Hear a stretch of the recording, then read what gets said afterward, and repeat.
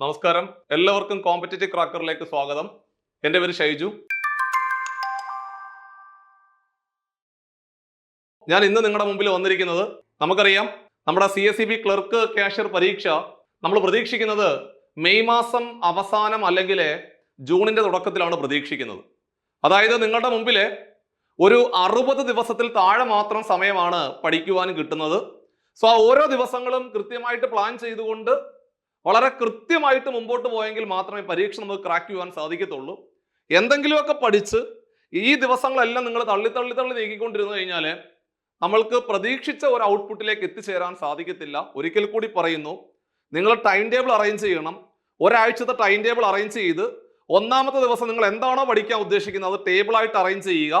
തൊട്ടടുത്ത ദിവസം രണ്ടാമത്തെ ദിവസം, ഒന്നാമത്തെ ദിവസം നിങ്ങൾ എന്താണോ പഠിച്ചത് രണ്ടാമത്തെ ദിവസം റിവിഷൻ നടത്തിക്കൊണ്ട് കൃത്യമായ പഠനവും റിവിഷനും കൂടി ഈ ഒരു കാലയളവിൽ നടത്തി മുമ്പോട്ട് പോവുകയാണെന്നുണ്ടെങ്കിൽ ഈ 60 ദിവസത്തിൽ താഴെ വരുന്ന ഈ ഒരു ചുരുങ്ങിയ സമയം കൊണ്ട് നിങ്ങൾക്ക് 2025 രണ്ടാമതായിട്ട് നടക്കാൻ പോകുന്ന CSEB ക്ലർക്ക് കാഷ്യർ പരീക്ഷ നമുക്ക് നേടിയെടുക്കുവാൻ സാധിക്കും. അപ്പൊ അതുകൊണ്ട് വളരെ ശുഭാപ്തി വിശ്വാസത്തോടുകൂടി ഓരോ ദിവസങ്ങൾ തള്ളി നീക്കണം എന്നുകൂടി ഈ ഒരു സാഹചര്യത്തിൽ ഓർമ്മപ്പെടുത്തിക്കൊണ്ട് നമ്മുടെ ഇന്നത്തെ ക്ലാസ്സിലേക്ക് നമ്മൾ കടക്കുവാണ്.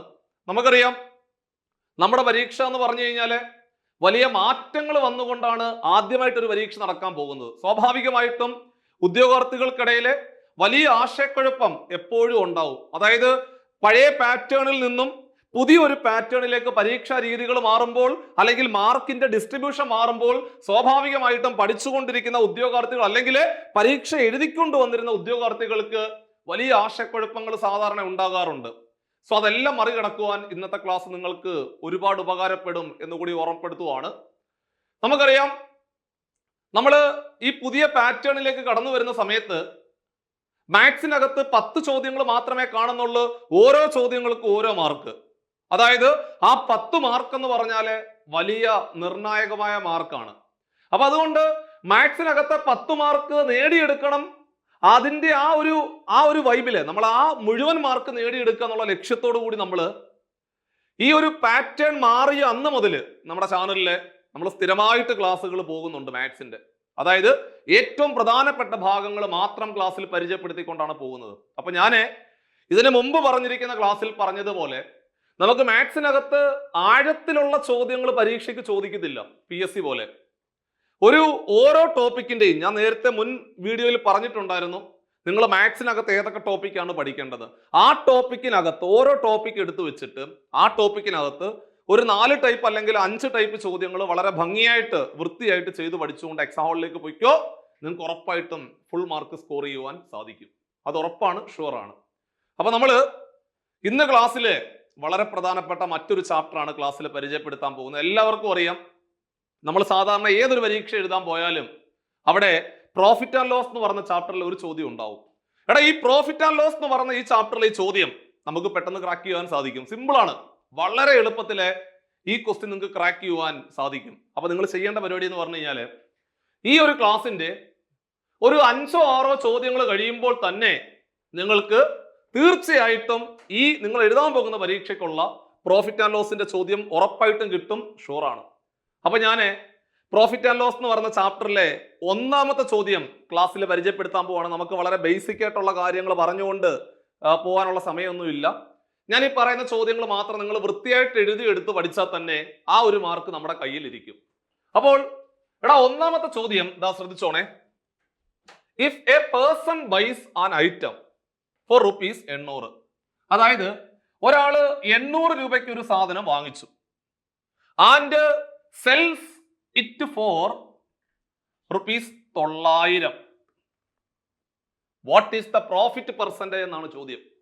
800 രൂപയ്ക്ക് ഒരു സാധനം വാങ്ങിച്ചിട്ട് 900 രൂപയ്ക്ക് വിറ്റ് കഴിഞ്ഞാല് ലാഭശതമാനം എത്ര അല്ലെങ്കിൽ പ്രോഫിറ്റ് പെർസെന്റേജ് എത്ര എന്നാണ് ചോദ്യം.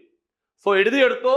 പ്രോഫിറ്റ് പെർസെന്റേജ് കണ്ടുപിടിക്കാൻ ചോദിച്ചാൽ മക്കളെ, പ്രോഫിറ്റ് പെർസെന്റേജ് കണ്ടുപിടിക്കാൻ ചോദിച്ചാലേ പ്രോഫിറ്റിനെ നിങ്ങൾ 100 കൊണ്ട് ഗുണിച്ചാൽ മതി. പ്രോഫിറ്റിനെ 100 കൊണ്ട് ഗുണിക്കുക. റഫറൻസ് ആയിട്ട് വെക്കേണ്ടത് വാങ്ങിവില CP, കോസ്റ്റ് പ്രൈസ്. അപ്പോൾ പ്രോഫിറ്റ് പെർസെന്റേജ് കണ്ടുപിടിക്കണമെങ്കിൽ പ്രോഫിറ്റിനെ 100 കൊണ്ട് ഗുണിക്കുക. എപ്പോഴും വാങ്ങിവില താഴെ എഴുതണേ. വാങ്ങിവിലയാണ് നമ്മുടെ ചാപ്റ്ററിന്റെ റഫറൻസ്. വാങ്ങിവില നിങ്ങൾ എന്ത് ചെയ്യണം? താഴെ എഴുതണം, താഴെ എഴുതണം, താഴെ എഴുതണം. അത്രേ ഉള്ളൂ.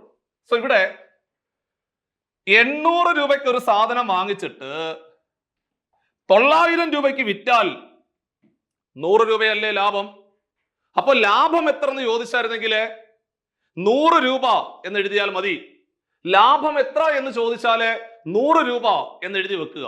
പക്ഷെ ചോദിച്ചത് എന്തുവാ? ലാഭ ശതമാനം കണ്ടുപിടിക്കാനാ. അപ്പോൾ ലാഭത്തിന് നിങ്ങൾ 100 കൊണ്ട് ഗുണിക്കണം. ലാഭം എത്ര? ലാഭം 100 ആണ്. ലാഭത്തിനെ 100 കൊണ്ട് ഗുണിക്കുക divided by C P. C P എന്ന് പറഞ്ഞാല് വാങ്ങിവില. വാങ്ങിവില 800. വാങ്ങിവില 800 ആണ്. താഴെ കിടക്കുന്ന 2 പൂജ്യങ്ങളും മേളിൽ കിടക്കുന്ന 2 പൂജ്യങ്ങളും കട്ടായി പോയി. 100 വെട്ടും കൂടെ 4 കൊണ്ട് വെട്ടാം, അല്ലെങ്കിൽ 2 കൊണ്ട് വെട്ടാം. 4 കൊണ്ട് വെട്ടുക എന്ന് പറഞ്ഞ അർത്ഥം 4 കൊണ്ട് ഹരിക്കുക.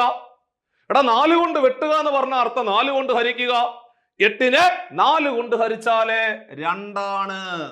അതേപോലെ 100നെ 4 കൊണ്ട് ഹരിച്ചാല് 100നെ 4 കൊണ്ട് ഹരിച്ചാല് 25 എന്ന് വരും. 4 കൊണ്ടാണ് വെട്ടിയത്. 4 കൊണ്ട് വെട്ടുക എന്ന് പറഞ്ഞ അർത്ഥം 4 കൊണ്ട് ഹരിക്കുക. 25ന്റെ പകുതി 25/2 എന്ന് പറഞ്ഞാല് 25ന്റെ പകുതിയാണ്. 25ന്റെ പകുതി എന്ന് പറഞ്ഞാല് നമുക്ക് എല്ലാവർക്കും അറിയാം. 25ന്റെ പകുതി എന്ന് പറഞ്ഞാല് 12.5 ഉത്തരം 12.5% എന്ന് വരും ആൻസർ. അപ്പോൾ പ്രോഫിറ്റ് കണ്ടുപിടിക്കാൻ ചോദിച്ചായിരുന്നെങ്കിൽ ഉത്തരം 100 രൂപ എന്ന് എഴുതിയാൽ മതിയായിരുന്നു. പക്ഷേ പ്രോഫിറ്റ് പെർസെന്റേജ് കണ്ടുപിടിക്കണമെങ്കിൽ പ്രോഫിറ്റിനെ 100 കൊണ്ട് ഗുണിക്കുക ഡിവൈഡഡ് ബൈ സി പി. അപ്പൊ പ്രോഫിറ്റ് പെർസെന്റേജ് കണ്ടുപിടിക്കണമെങ്കിൽ എന്ത് ചെയ്യണം? പ്രോഫിറ്റിനെ 100 കൊണ്ട് ഗുണിക്കുക ഡിവൈഡഡ് ബൈ സി പി ആണ് എന്ന് വൃത്തിയായിട്ട് ഓർത്തിരിക്കണം. സോ നമ്മുടെ ഒന്നാമത്തെ ചോദ്യം നമ്മൾ പറഞ്ഞ് അവസാനിപ്പിച്ചിരിക്കുകയാണ്. രണ്ടാമത്തെ ചോദ്യം ദാ പിടിച്ചോ. നിങ്ങൾ വീഡിയോ പോസ് ചെയ്ത് വെച്ചിട്ട് സ്വന്തമായിട്ട് ചെയ്തു നോക്കുക. ഉത്തരത്തിലേക്ക് എത്താൻ പറ്റുന്നുണ്ടോ നോക്കിയേ. ചോദ്യം ഇതായിരുന്നു: if a person buys an item for rupees 25,000 രൂപയ്ക്ക് ഒരു സാധനം വാങ്ങിച്ചു. 25,000 രൂപയ്ക്ക് വാങ്ങിച്ചിട്ട് and sells it for rupees 30,000. 25,000 രൂപയ്ക്ക് വാങ്ങിച്ചിട്ട് 30,000 രൂപയ്ക്ക് വിറ്റു. So what is the profit percentage എന്ന ചോദ്യം. 25,000 രൂപയ്ക്ക് വാങ്ങിച്ചിട്ട് 30,000 രൂപയ്ക്ക് വിൽക്കുവാണെങ്കിൽ തീർച്ചയായിട്ടും പ്രോഫിറ്റ് അല്ലേ? പ്രോഫിറ്റ് ആണ്. 25,000 രൂപയ്ക്ക് വാങ്ങിച്ചു, 30,000 രൂപയ്ക്ക് വിൽക്കുവാണെങ്കിൽ തീർച്ചയായിട്ടും ലാഭമല്ലേ? പ്രോഫിറ്റ് ആണ്. എത്ര രൂപ ലാഭം കിട്ടി? 5,000 രൂപ ലാഭം കിട്ടിയില്ലേ? അപ്പോൾ പ്രോഫിറ്റ് പെർസെന്റേജ് കണ്ടുപിടിക്കണമെങ്കിൽ എന്ത് ചെയ്യണം? പ്രോഫിറ്റിനെ 100 കൊണ്ട് ഗുണിക്കുക. പ്രോഫിറ്റിനെ 100 കൊണ്ട് ഗുണിക്കുക. പ്രോഫിറ്റ് എത്ര? 25,000 വാങ്ങിച്ചിട്ട് 30,000 വിറ്റാല് 5,000 രൂപയാണ് പ്രോഫിറ്റ്. പ്രോഫിറ്റ് 5,000. ലാഭത്തിനെ 100 കൊണ്ട് ഗുണിക്കുക divided by C P. C P എത്ര? സി പി 25,000 അല്ലേ? സി പി എന്ന് പറഞ്ഞാൽ വാങ്ങി വില അല്ലേ? സി പി എന്ന് പറഞ്ഞാൽ വാങ്ങിവില. വാങ്ങിവില താഴെ എഴുതണം. 25,000 നിങ്ങൾ താഴെ എഴുതി വെക്കുക. മുകളിൽ കിടക്കുന്ന 3 പൂജ്യങ്ങളും താഴെ കിടക്കുന്ന 3 പൂജ്യങ്ങളും കട്ടായി പോയി. മക്കളെ 5നെ 5ഉം 25ഉം കൂടെ 5 കൊണ്ട് വെട്ടാം. 5 കൊണ്ട് വെട്ടാം. 5 കൊണ്ട് വെട്ടുക എന്ന് പറഞ്ഞ അർത്ഥം 5 കൊണ്ട് ഹരിക്കുക. 5നെ 5 കൊണ്ട് ഹരിച്ച 1, 25നെ 5 കൊണ്ട് ഹരിച്ച 5, 100നെ 5 കൊണ്ട് ഹരിച്ചാല് 100നെ 5 കൊണ്ട് ഹരിച്ചാല് ഉത്തരം 20% എന്ന് വരും ആൻസർ. കണ്ടോ? വളരെ സിമ്പിൾ ആയിട്ട് പറഞ്ഞ് അവസാനിപ്പിച്ചു. അപ്പൊ എഴുതി വെക്കുക. ലാഭശതമാനം കണ്ടുപിടിക്കണമെങ്കിൽ ലാഭത്തിനെ 100 കൊണ്ട് ഗുണിക്കുക ഡിവൈഡഡ് ബൈ സി പി എന്ന് വൃത്തിയായിട്ട് എഴുതി വെക്കണം. കുറെ ചോദ്യങ്ങൾ സ്വന്തമായിട്ട് ചെയ്ത് പഠിക്കണം. വെട്ടാനും കൂടി ഒന്ന് പ്രാക്ടീസ് ചെയ്തുകൊണ്ട് മുമ്പോട്ട് പോകണം. ഓക്കെ, മൂന്നാമത്തെ ചോദ്യം ദാ വന്നിട്ടുണ്ട് ബോർഡിൽ. പതുക്കെ ചെയ്തോ. ചോദ്യം ഒന്ന് കണ്ടു നോക്കിയിട്ട് വൃത്തിയായിട്ട് സ്വന്തമായിട്ടൊന്ന് ചെയ്തു നോക്കിക്കേ. If a person buys a cupboard for rupees 30,000. 300 300 രൂപയ്ക്ക് ഒരു സാധനം വാങ്ങിച്ചു. അലമാരെ എന്തെങ്കിലും ആയിക്കോട്ടെ.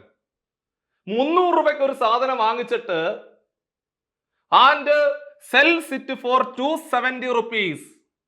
300 രൂപയ്ക്ക് വാങ്ങിച്ചിട്ട് 270 വിറ്റു. നിങ്ങൾ ആലോചിച്ച് നോക്കിയേ. 300 രൂപയ്ക്ക് ഒരു സാധനം വാങ്ങിച്ചിട്ട് 270 വിറ്റാൽ നഷ്ടമല്ലേ? നഷ്ടമാണ്.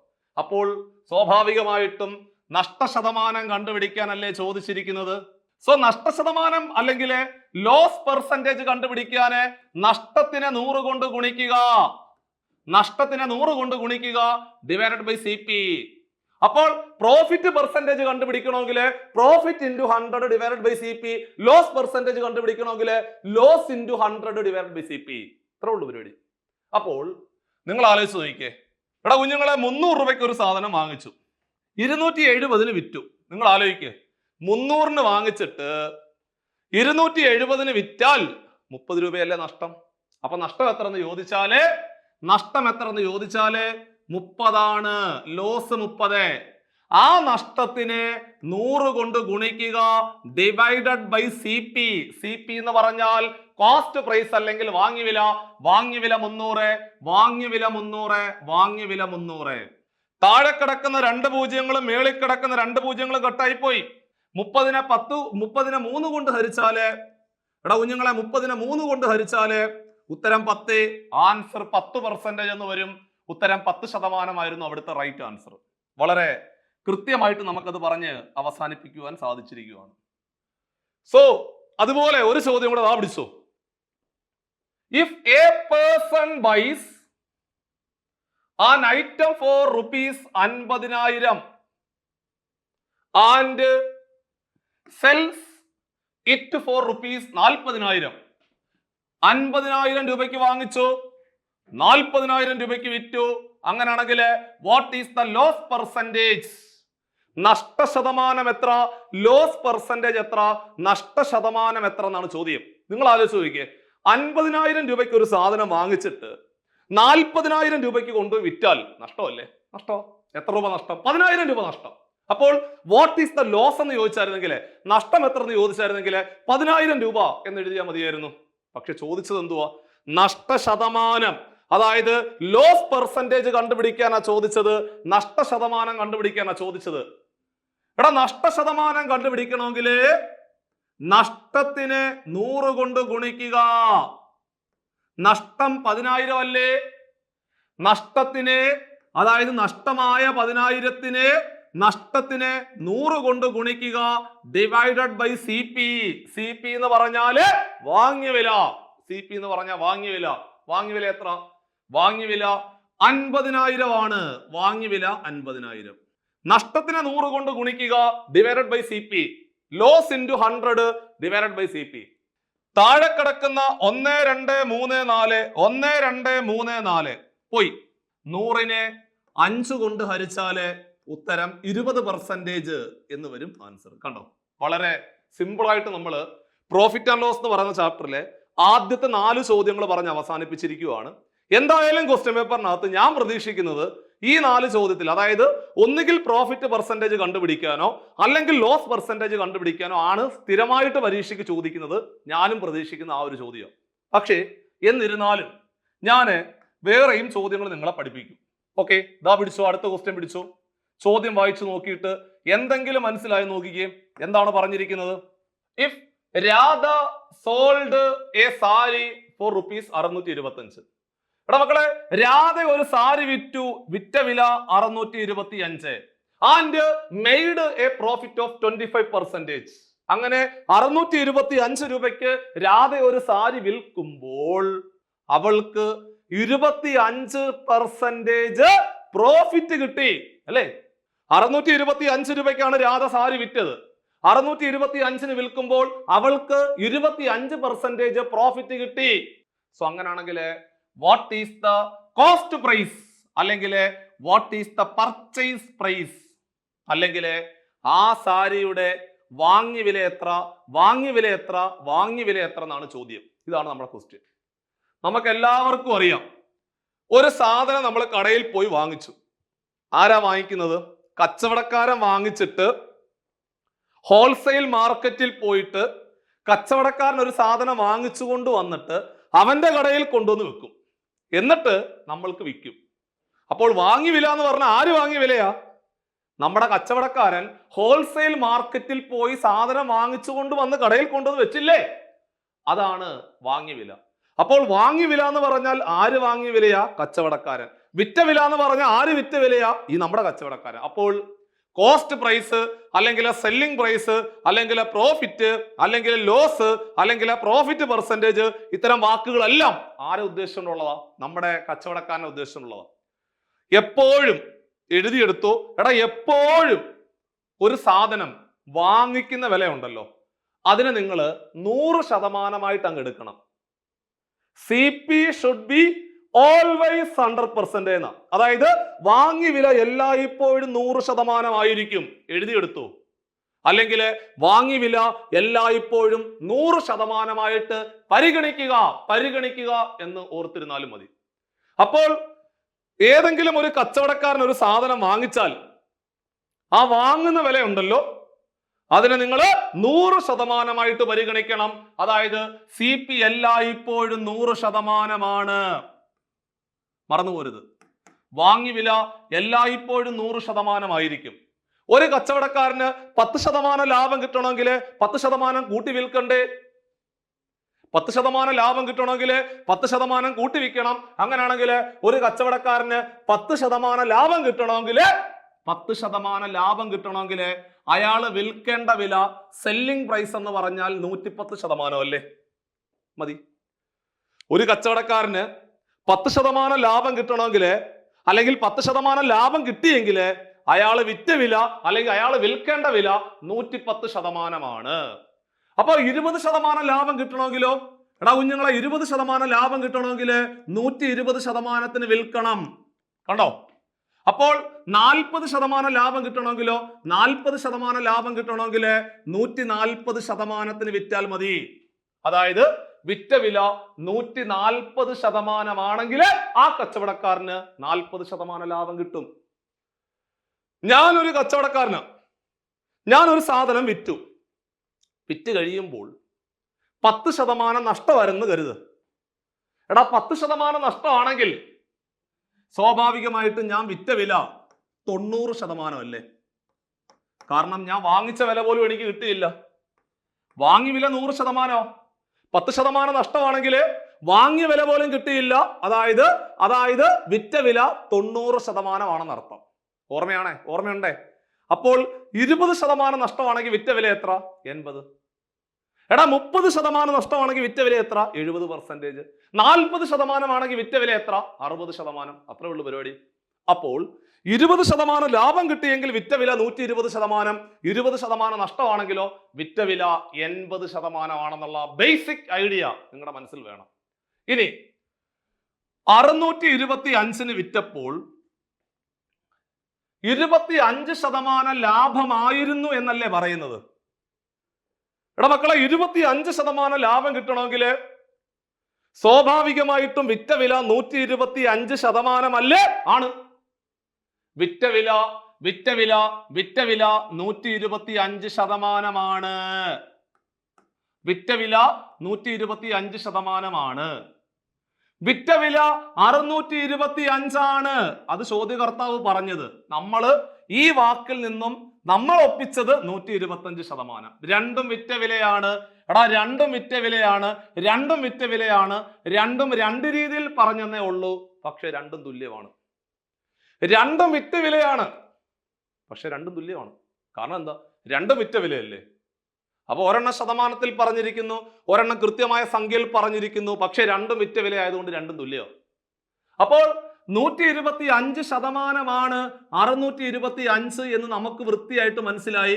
കണ്ടുപിടിക്കേണ്ടത് what is the purchase price അല്ലെങ്കിൽ കോസ്റ്റ് പ്രൈസ്. വാങ്ങി വില എത്ര? 100% എത്ര? 100% എത്ര? 100% എത്ര എന്നാണ് ചോദ്യം. വാങ്ങി വില എത്ര അല്ലെങ്കിൽ 100% എത്ര എന്നാണ് ചോദിച്ചിരിക്കുന്നത്. വാങ്ങി വിലയാണ് കണ്ടുപിടിക്കേണ്ടത്. അതായത് 100% എത്രടാ എന്നാണ് ചോദിച്ചത്. 125% 625 ആണെങ്കിൽ 100% എത്ര എന്നാണ് ചോദ്യം. ക്രോസ് ചെയ്താൽ മതി. ക്രോസ് ചെയ്താൽ ആൻസർ ആയി. ക്രോസ് ചെയ്താൽ മതി. സോ ക്രോസ് ചെയ്യാൻ എളുപ്പ വഴി, രണ്ടെണ്ണം ഉള്ളത് ഗുണിക്കുക, ഒരെണ്ണം ഉള്ളത് ഹരിക്കുക. രണ്ടെണ്ണം ഉള്ളത് ഗുണിക്കുക, ഒരെണ്ണം ഉള്ളത് ഹരിക്കുക.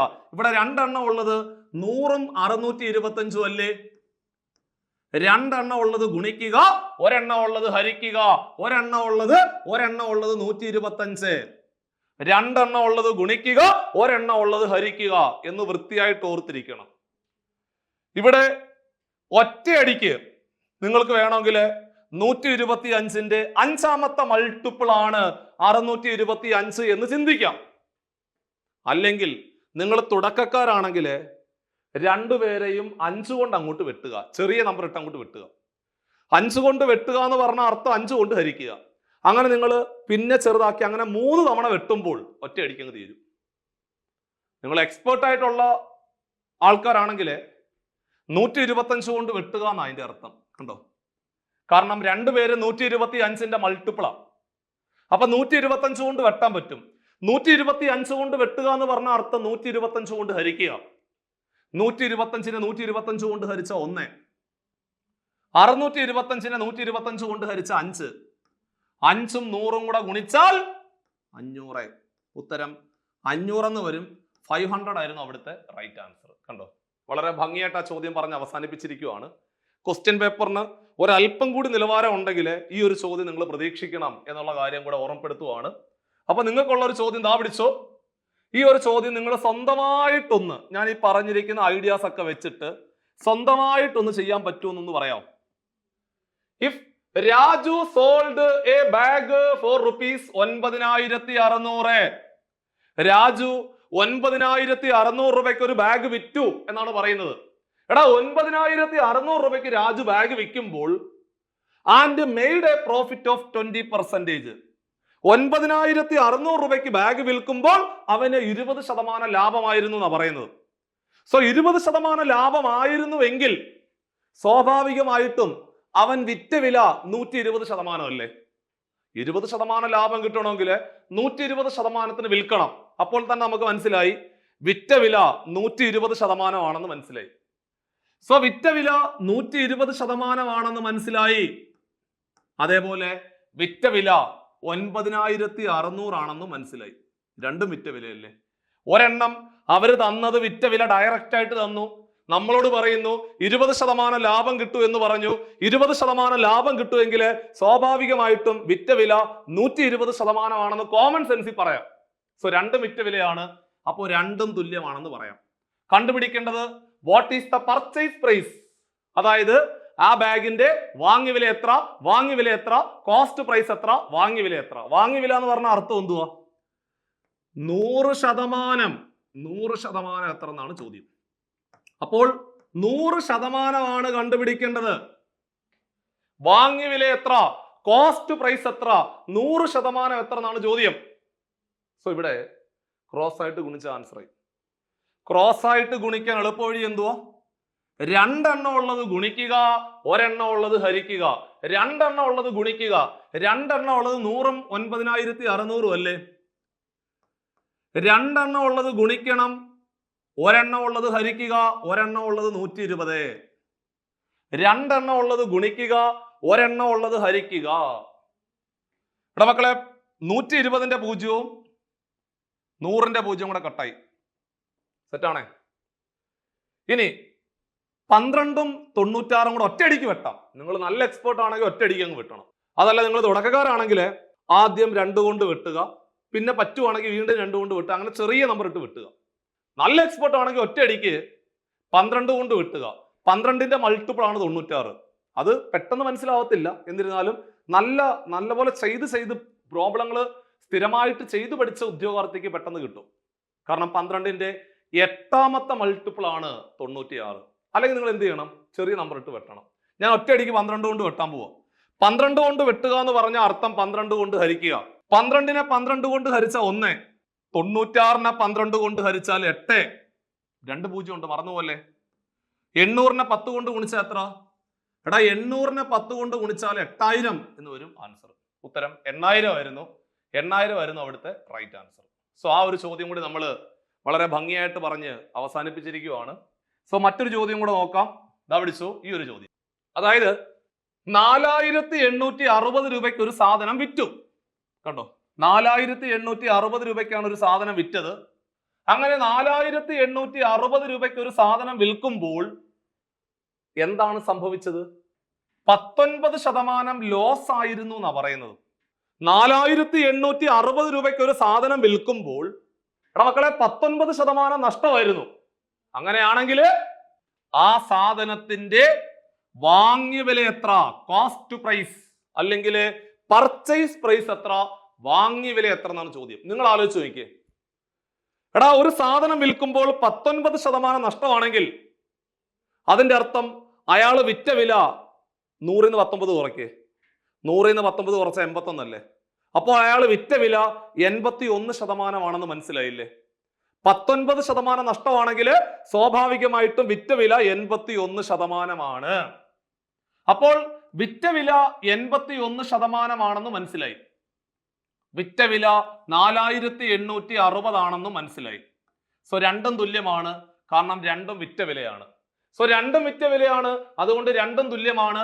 അതായത് 81% എന്ന് പറയുന്ന സംഖ്യയും 4860 എന്ന് പറയുന്ന സംഖ്യയും തുല്യമാണ്, കാരണം രണ്ടും വിറ്റ വിലയാണ്. ചോദ്യകർത്താവ് ചോദിച്ചത് വാങ്ങിയ വില എത്ര, അല്ലെങ്കിൽ പർച്ചേസ് പ്രൈസ് എത്ര? വാങ്ങിയ വില എത്ര? 100% എത്ര? 100% എത്ര എന്നാണ് ചോദ്യം. സ്വാഭാവികമായിട്ടും ക്രോസ് ആയിട്ട് ഗുണിച്ചാൽ ആൻസറിലേക്ക് നമ്മൾ എത്താൻ പറ്റും. ക്രോസ് ആയിട്ട് ഗുണിക്കാനുള്ള എളുപ്പ വഴി എന്താണ്? രണ്ടെണ്ണം ഉള്ളത് ഗുണിക്കുക, ഒരെണ്ണം ഉള്ളത് ഹരിക്കുക. എടാ, രണ്ടെണ്ണം ഉള്ളത് ഗുണിക്കുക, ഒരെണ്ണം ഉള്ളത് ഹരിക്കുക. രണ്ടെണ്ണം ഉള്ളത് ഗുണിക്കാൻ പറഞ്ഞാല് രണ്ടെണ്ണം ഉള്ളത് ആരൊക്കെയാ? രണ്ടെണ്ണം ഉള്ളത് 100ഉം 4860 അല്ലേ? രണ്ടെണ്ണം ഉള്ളത് ഗുണിക്കുക, ഒരെണ്ണം ഉള്ളത് ഹരിക്കുക, ഒരെണ്ണം ഉള്ളത് ഹരിക്കുക, ഒരെണ്ണം ഉള്ളത് ഹരിക്കുക. ഇവിടെ നിങ്ങൾക്ക് വേണമെങ്കിൽ 81ഉം 486 കൂടെ 9 കൊണ്ട് വെട്ടാം വേണമെങ്കിൽ. നിങ്ങൾ നല്ല എക്സ്പേർട്ട് ആണെങ്കിൽ ഒറ്റയടിക്ക് 81 കൊണ്ട് വെട്ടാം. കാരണം 81ന്റെ 6ാമത്തെ മൾട്ടിപ്പിൾ ആണ് 486. താഴെ കിടക്കുന്ന സംഖ്യയുടെ ഒരു ഗുണിതമായിരിക്കും മേളിൽ തരുന്നത്, അങ്ങനെ വരത്തുള്ളൂ. 81ന്റെ 6ാമത്തെ മൾട്ടിപ്പിൾ ആണ് 486. ആ 0 മറന്നു പോലെ ആ 0 കയറ്റി എഴുതിക്കൂ. 60നെ 100 കൊണ്ട് ഗുണിച്ചാൽ 60നെ 100 കൊണ്ട് ഗുണിച്ചാൽ ഉത്തരം 6000 എന്ന് വരും. കണ്ടോ, വളരെ ഭംഗിയായിട്ട് ആ ഒരു ചോദ്യം കൂടി ക്ലാസ്സിൽ പറഞ്ഞ് അവസാനിപ്പിച്ചിരിക്കുകയാണ്. അപ്പൊ ഇത്തരം ചോദ്യങ്ങളൊക്കെയാണ് നമ്മൾ സാധാരണ CSEB ക്ലർക്ക് ക്യാഷ്യർ പരീക്ഷയ്ക്ക് പ്രോഫിറ്റ് ആൻഡ് ലോസ് എന്ന് പറഞ്ഞ ചാപ്റ്ററിൽ നമ്മൾ പ്രതീക്ഷിക്കുന്നത്. ഇതിന്റെ ബാക്കി ഒരു 2-3 ടൈപ്പ് ചോദ്യം കൂടെ നമ്മൾ ഒന്ന് പഠിക്കേണ്ടതായിട്ടുണ്ട്.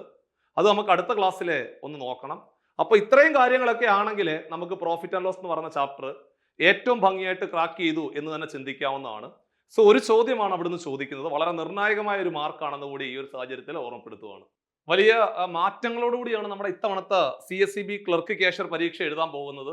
സ്വാഭാവികമായിട്ടും ഞാൻ ആദ്യം സൂചിപ്പിച്ചതുപോലെ തന്നെ ആദ്യമായിട്ട് എഴുതുന്ന ഉദ്യോഗാർത്ഥികൾക്കും അതേപോലെ കഴിഞ്ഞ തവണ എഴുതി പരിചയമുള്ള ഉദ്യോഗാർത്ഥികൾക്കും എല്ലാം ഒരുപാട് ആശയക്കുഴപ്പം ഉണ്ടാക്കുന്ന ഒരു പരീക്ഷ ആയിരിക്കും. അപ്പൊ നിങ്ങളുടെ എല്ലാ ആശയക്കുഴപ്പങ്ങളും മാറ്റുവാൻ, സോ മാർക്കിൽ വരുന്ന മാറ്റം, നിങ്ങൾ ഏതൊക്കെ മേഖലകൾ കേന്ദ്രീകരിച്ചുകൊണ്ടാണ് പഠിക്കേണ്ടത്, ഇത്തരം കാര്യങ്ങളിലെല്ലാം ഒരുപാട് സംശയങ്ങളുണ്ട്.